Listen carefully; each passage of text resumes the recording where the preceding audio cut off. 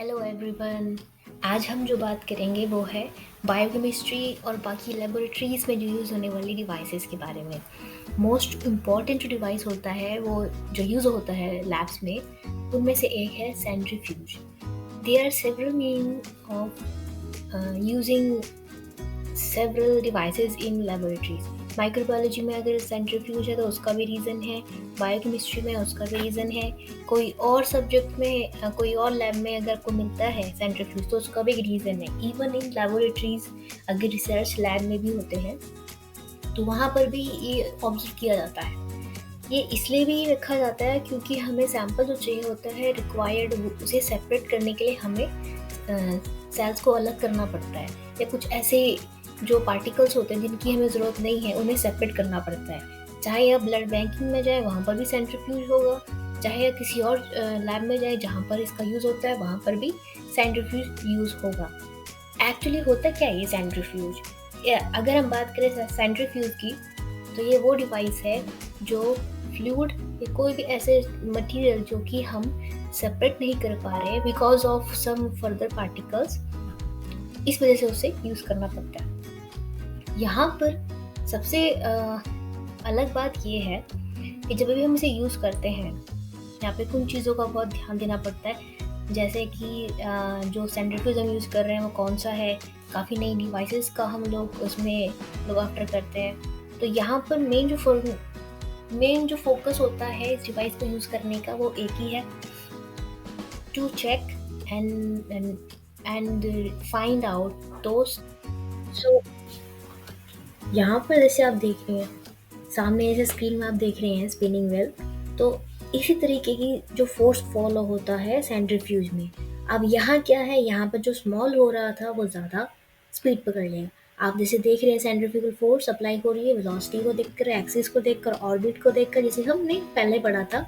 यहाँ पर क्या यूज़ किया जा रहा है, मोस्टली सेंट्रीफ्यूगल फोर्स यूज़ की जा रही है जो कंटिन्यू लगातार जाता है और उसमें बढ़ता जाता है। अब यहाँ क्या है, स्पीड का होना बहुत ज़रूरी है और रेडियस का होना बहुत ज़रूरी है।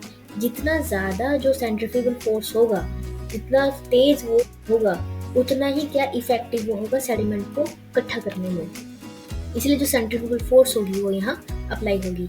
अगर आप देख रहे हैं यहाँ पर जो सेंट्रीफ्यूगल फोर्स अप्लाई करने के लिए जो सेंट्रीफ्यूज है वहाँ पर जो ट्यूब होल्डर है उसे इस पर बहुत ध्यान देकर ही बनाया जाता है। अगर स्ट्रेट फॉर्म में है तो ये फिक्स माना जाएगा और यहाँ जिस तरीके से मूव कर रहा है उससे ही यह सेंट्रीफ्यूगेशन होती है।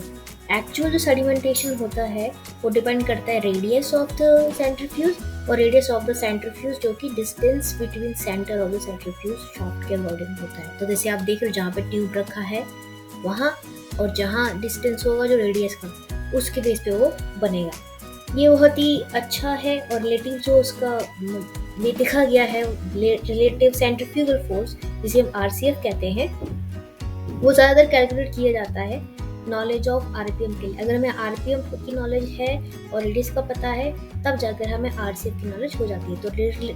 तो कहने का मतलब ये है कि रिलेटिव सेंट्रीफ्यूगल जो फोर्स है वो कैलकुलेट होती है इसी बेस पे।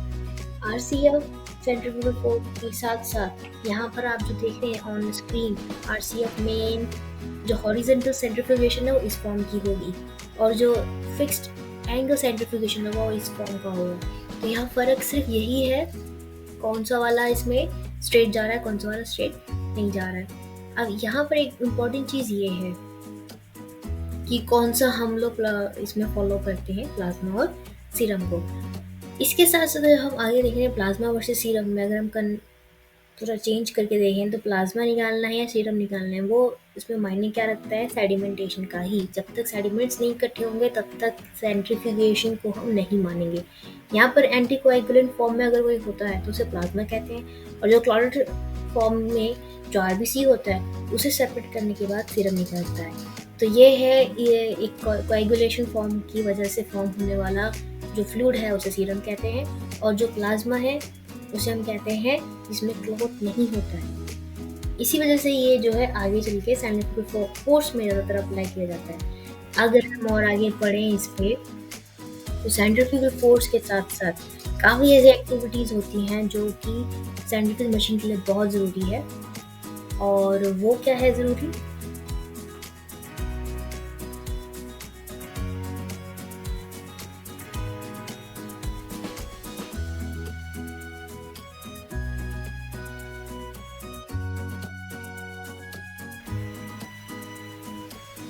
यहाँ पर एक और चीज़ भी समझने वाली बात ये है कि सेंट्रीफ्यूगल फोर्स का फॉर्मूला कैसा है। कई बार आप देखेंगे, चाहे ऑनलाइन या ऑफलाइन, कहीं जगह आप अगर वेबसाइट में भी देखते हैं, तो सेंट्रीफ्यूगल फोर्स को एक तरीके से यही देखा जाता है कि इसका फॉर्मूला किस तरह बनाया जाए। एक्चुअली आरसीएफ के लिए हमें फॉर्मूले की ज़रूरत ये है कि इसमें हम रेडियस को देखते हैं और आरपीएम को देखते हैं, और साथ ही साथ जो उसका पर्टिकुलर एरिया है उसके हिसाब से हम देखते हैं। अगर इनर्शिया की बात करें तो वो इसमें इन्वॉल्व किया जाता है। यहाँ अगर देखें आरसीएफ के लिए, पहले है इसमें रिलेटिव सेंट्रीफ्यूगल फोर्स के लिए जो कैलकुलेट फॉर्म होता है, उसमें आरपीएम एक इन्वॉल्व किया जाता है रेवोल्यूशन पर मिनट स्क्वायर के हिसाब से, और रेडियस के हिसाब से जो कि शोन होता है किसी भी फॉर्मूले में।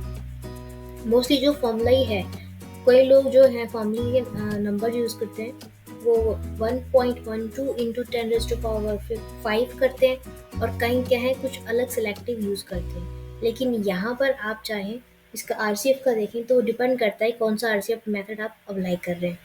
आरसीएफ इस टेक्निक के बाद एक और इम्पॉर्टेंट चीज़ ये है कि यहाँ हम कैसे आगे फॉलो करें। फॉलो करने वाली चीज़ें हैं इधर जो कि बहुत इंटरेस्टिंग इस तरीके की है। अगर टाइप ऑफ सेंट्रीफ्यूज जिसकी आप बात करें तो स्विंग है और फिक्स्ड है एंगल रोटर। अगर आपने ये वीडियो में देखा होगा कि कुछ जो सेंट्रीफ्यूज थे वो तो या एक ही डायरेक्शन में मूव कर रहे थे, या कुछ में ट्यूब होल्डर जो है अपर साइड उठ के कर रहा था। इसमें जो होता है हॉरिजेंटल और साथ ही साथ वर्टिकल फॉलो किया जाता है। फिक्स्ड एंगल रोटर में फिक्स रहती है ट्यूब होल्डर, और उसमें हेड सेंट्रीफ्यूज ऐड होता है। इसमें जो कप एरिया होता है, या जिसमें आप ट्यूब देखते हैं जिसके ऊपर कवरिंग की जाती है, कुछ ऐसी जगहों पे आप देखोगे भी जिसमें सेंट्रीफ्यूज में कवर लगा होता है और ट्यूब में भी कवर लगे होते हैं, तो उसमें जो हम ट्यूब डालते हैं उसको लिड से कवर कर लेते हैं, तो वहाँ वो ऐड होता है। ये फिक्स एंगल रोटर जो है उसमें मौजूद होते हैं, और ये पोजीशन बनाता है प्रोसेस ऑफ सेंट्रीफ्यूगेशन के लिए, जो बहुत जल्दी और बहुत तेज़ी से घूम कर बनता है। तो रेवोल्यूशन जितनी तेज़ी से होती है उतना ज़्यादा ही सेपरेशन होता है और सेडिमेंटेशन इकट्ठा हो जाता है।